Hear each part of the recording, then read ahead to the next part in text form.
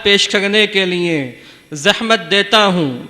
कस्बा टांडा बादली के इंतहाई अजीम व मुअक्कर समाजी और बहुत से कामों में अपने आप को खपा देने वाले जामिया अरबिया जामिअतुल मारिफ टांडा बादली के मोहतमिम व नाजिम जनाब अलहाज हाफिज़ मोहम्मद जमील साहब ज़ीदा मजदूम को के तशरीफ़ लाएँ और मुख्तसरन अपने तअस्सुरात पेश फरमाएँ।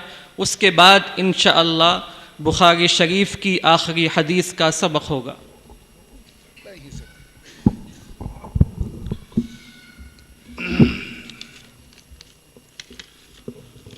बिस्मिल्लाहिर्रहमानिर्रहीम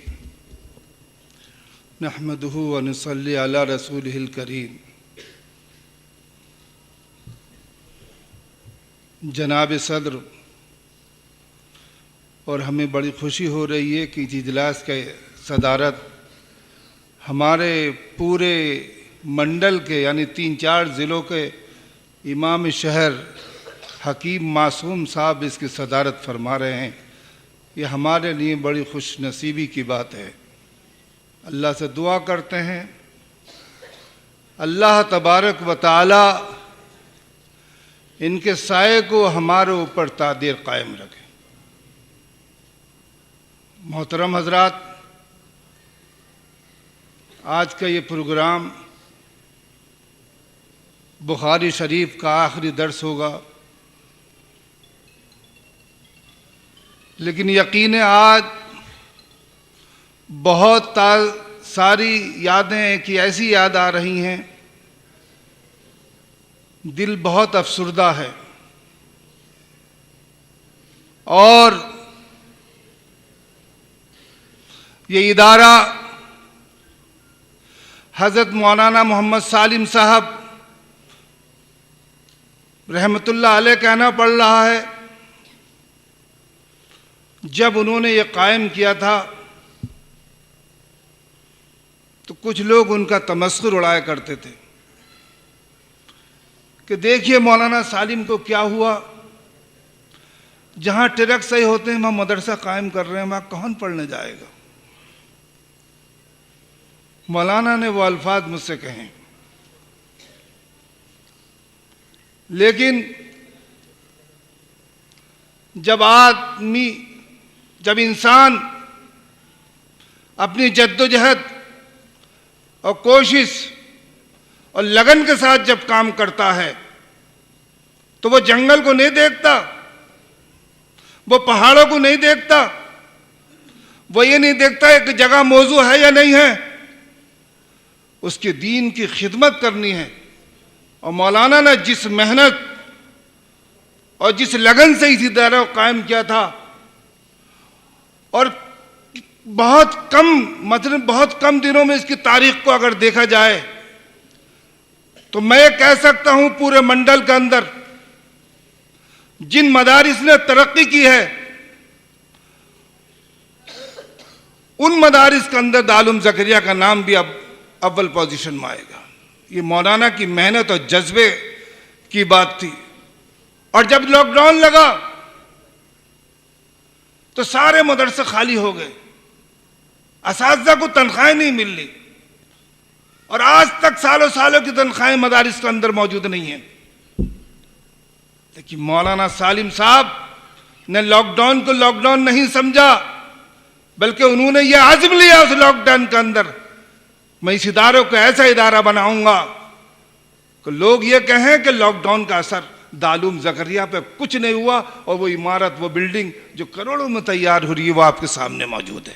ये उनकी लगन की बात थी, कोई मामूली बात नहीं है। इस दौर के अंदर इतने बड़ा मतबक का चलाना और इतने असातिज़ा का मुशाहिरा देना और फिर इसके बाद इसकी बिल्डिंगें बनाना कोई मामूली खेल और तमाशा नहीं है। उस जिम्मेदार से पूछो कि वो जिम्मेदार किस तरीके से इदारों को बनाता है।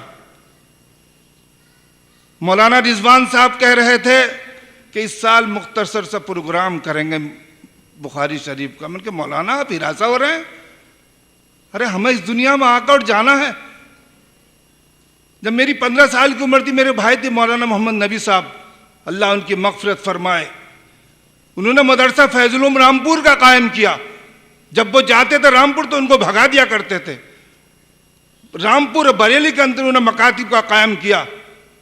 पता उनकी कितने दिनों में उनकी इंतकाल हुआ था? उनको 29 साल की उम्र हुई थी। बरेलवी हजरात जिन गांव में जाते थे उनको भगा दिया करते थे और रोते थे, लेकिन उनका एक मिशन था कि मैं बिदअत को ख़त्म करूँगा और सुन्नत को कायम करूँगा। अल्लाह ने उनको बहुत काम किया, लेकिन 29 साल की उम्र में उनका इंतकाल हो गया। आप तो उनके, अल्लाह ने आपको आलिम बनाया। मौलाना रिजवान साहब, घबराने की ज़रूरत नहीं है।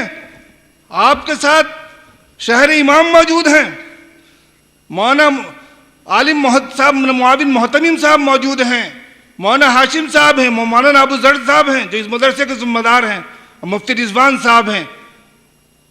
हिम्मत मत हारो, इस इदारे को आगे बढ़ाना है और तालीमी मियार को ऊंचा करना है। मदारिस जो हैं तालीमी मियार से होंगे और दारुल ज़करिया की जो तरक्की है वो तालीमी मियार से है। तालीमी मियार दारुल ज़करिया का शुरू से अच्छा रहा, क्योंकि मौलाना सालिम साहब जहां एक मोहतमिम थे वहां एक बेहतरीन हदीस को पढ़ाने वाले भी थे। अल्लाह ने उनको इल्मी बहुत सलाहियत दी थी। और तालिब इल्म तुम आप फारिग होने के बजाय जा रहे हो, आप जाने की ज़रूरत नहीं है। मैं 2 साल पहले जब कलकत्ते गया था, मौलाना शमाइल नदवी साहब के वालिद साहब मुझे अब उनके दरसगाह में लेकर गए और मैंने दुआ कराई।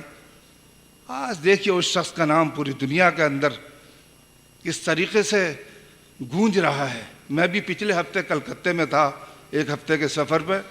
मैं उनको मुबारकबाद देना चाहता था। उन्होंने कहा कि वह अरब ममालिक में है और इस वक्त उनको तारीख़ भी नहीं है। और उनका बहुत बड़ा मदरसा नहीं था, 3 दरसगाहें थी, 3 मंजिल के ऊपर चढ़ा था मैं, और उसके अंदर उन्हें 10-20 बच्चे होंगे, मैं वल्लाह बता रहा हूँ। आज उन्होंने तालीम पर जब मेहनत की तो उनको पूरी दुनिया के अंदर अल्लाह ने चमका दिया।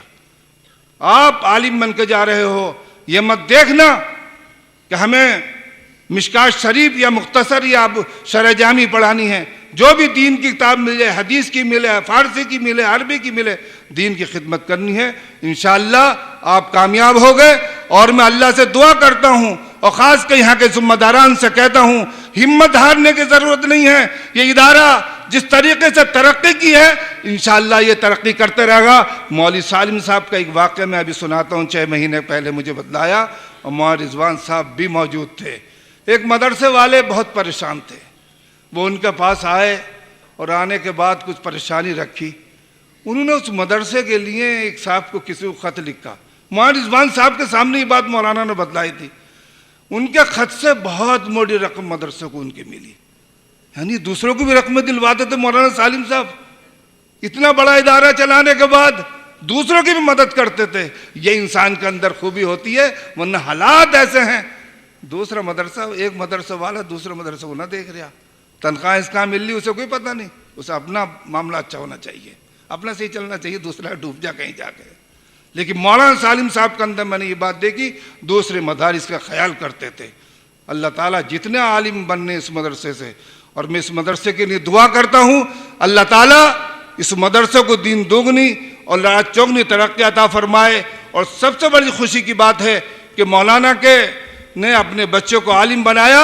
मैं उम्मीद कर रहा हूँ अल्लाह की ज़ात से इस इदारे को बहुत खूबी के साथ और अपने इलाके को उलमा को जोड़कर, और ख़ास के मुफ्ती रिजवान साहब ने बड़ी मेहनत से इस मदरसे के अंदर काम करते हैं, और असातिज़ा को जोड़ने के बाद इंशाअल्लाह ये इदारा दिन दुगनी और रात चौगनी तरक्की अता फरमाएगा। और अल्लाह से दुआ करता हूँ अल्लाह ताला मौलाना सालिम साहब की मग़फ़िरत फरमाए और जन्नतुल फ़िरदौस में आला मकाम नसीब फरमाए। और ये जो इदारा को लगा कर गए, इस चमन को लगा कर गए, ये चमकता रहे और इसका फैज़ पूरे मुरादाबाद में नहीं बल्कि पूरे मंडल के नहीं, पूरे हिंदुस्तान के अंदर इसका फैज़ जारी और सारी रहे। यहाँ के फारिगैन, मुझे फारिग जो तलबा हैं वो मुझे कलकत्ता में ही मिलते हैं और गुजरात में ही मिलते हैं। मैं अल्लाह से दुआ करता हूँ अल्लाह ताला इस मदरसे को नज़र बस से महफूज फरमाए, तरक्कियात से नवाजे, और जितने लोग इस प्रोग्राम में आए सबकी ज़रूरतों को पूरा फरमाए। और हमारे कई सारे लोगों ने दुआ के लिए कहा, मैं हज़रत से कहूँगा या अल्लाह उनके मरहूमीन की मग़फ़िरत फरमाए, जन्नतुल फ़िरदौस में आला मकाम नसीब फरमाए। व आखिरु दावाना अल्हम्दुलिल्लाहि रब्बिल आलमीन।